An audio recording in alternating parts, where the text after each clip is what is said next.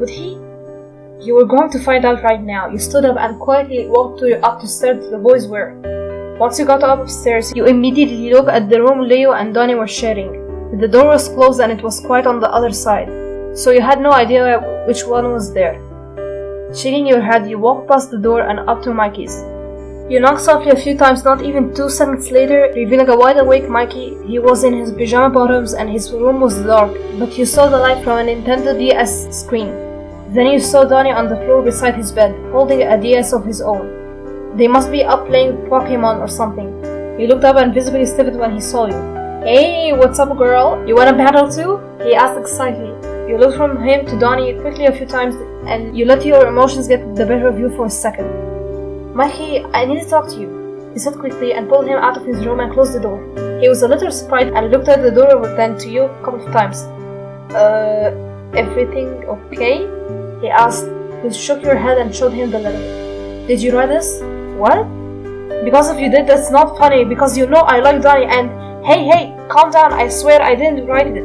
Donnie did," Mikey explained, taking the letter then jabbing his thumb towards the door. Unknown to the both of you, Donnie was pressed against the other side of the door, listening to every word. At first he was hurt because he thought it was a prank that Mikey had pulled off. Then he felt relief when you said that you liked him before Mikey cut you off. "Wait, he did? Really?" you asked slowly, then looked at the note again, while Mikey nodded his head with a smug grin on his face. "But I thought he liked April," a hint of sadness in your voice. Donnie's heart broke a little at hearing that. Yeah, of course he thought April was pretty and they had a lot in common, but he didn't feel that way towards her like he did for you. He decided that he didn't want to listen to this anymore, and he opened the door, stepping outside to face you and Mikey. You both looked at each other, not saying a word. Mikey backed away slowly, not exactly sure where this was going, but he was going to leave you two alone either way. "I don't like April. I liked you," he said. But you're always with her," he said. Donnie just looked at you and so you continued. "You're always around her, you're always talking to her, and barely ever to me.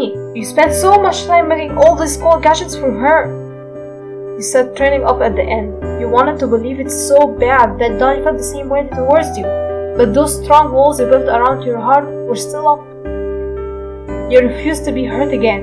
Donnie was silent for a few moments, trying to think of what to say. Honestly, he didn't know if he was being rejected or not, but by now he had pieced enough things together to realize that you liked him back. But you thought that he liked April. April was actually the one who helped him write the letter.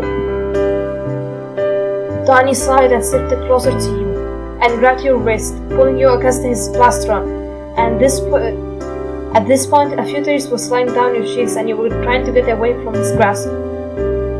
"Let me go, let me!" You're cut off suddenly by Donnie pressing his lips to yours. After a couple of seconds, you started to kiss back, and you felt Donnie smile against your lips. You both pulled away and you looked at him with completely starry eyes, making him blush and gulp. "So, do you believe me now?" he asked softly, pushing some of hair out of your face. You sighed softly and nodded your head. "Yeah, I think I can believe you now," he said with a smirk and pulled him down for another kiss. He wrapped his arms around your waist, and as your arms snaked their way around Donnie's neck to deepen the kiss, it was then when Donnie ran his tongue along your bottom lip did you both hear Mikey from the bottom of the stairs. "Ooh, get it on, you two, finally! Mikey!"